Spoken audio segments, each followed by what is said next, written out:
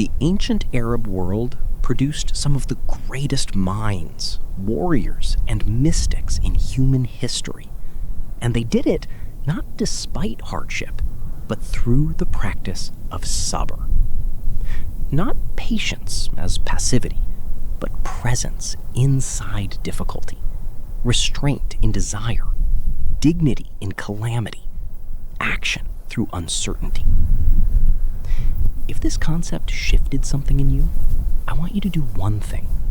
Not subscribe, though that does help this channel reach more people. I want you to close this video and sit with one question. Where in my life am I calling avoidance by the name of patience? Sabr will meet you there. Here is where most people get sabr wrong in their own lives. They think sabr means suppression. Don't feel it, don't say it, don't show it, just endure. But the Sufi masters taught something different. Rumi said, "The wound is the place where the light enters you." Sabr is not the numbing of that wound. It is the refusal to let the wound become your identity. Practically, this means three things. First, when you are in hardship, name it. The Bedouin had specific words for every quality of desert wind, every phase of a sandstorm.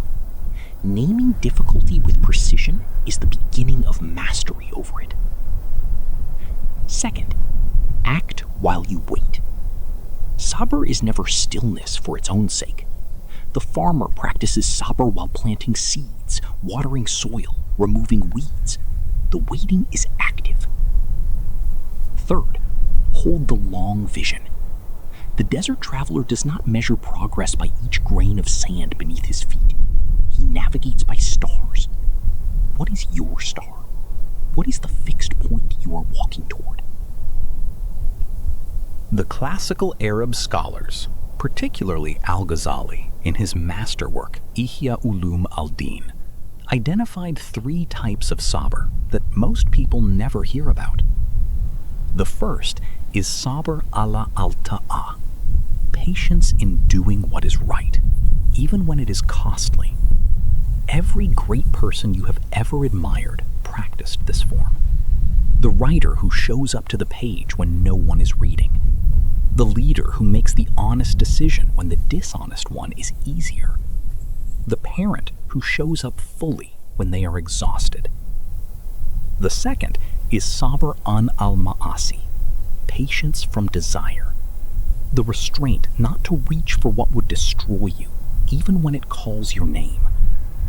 The desert knows this.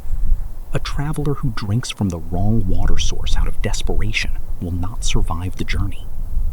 The Bedouin elder who taught his son to recognize mirages did not say, "Feel nothing." He said, "Know what is real." The third, and most overlooked, is sabr ala al-musibat, patience in the face of calamity. When the thing you feared most has already happened. When loss is no longer a possibility, but a present reality. This is where sabr becomes a spiritual technology. Because the question is no longer how do I avoid this, but who do I choose to be inside of it? The Arabic root of sabr, S-B-R, carries three meanings that ancient scholars identified centuries ago. The first is restraint. Not the restraint of weakness, but the restraint of the lion that does not need to prove itself to every passing creature. The second is bitterness.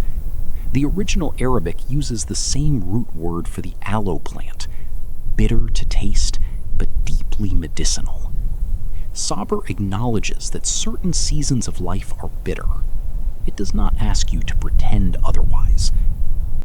The third is height, as in the highest point of a mountain. Sabr is what carries you to elevation, not around the mountain, but through it. This is the first truth. Sabr is not avoidance. It is the direct encounter with difficulty, held with dignity.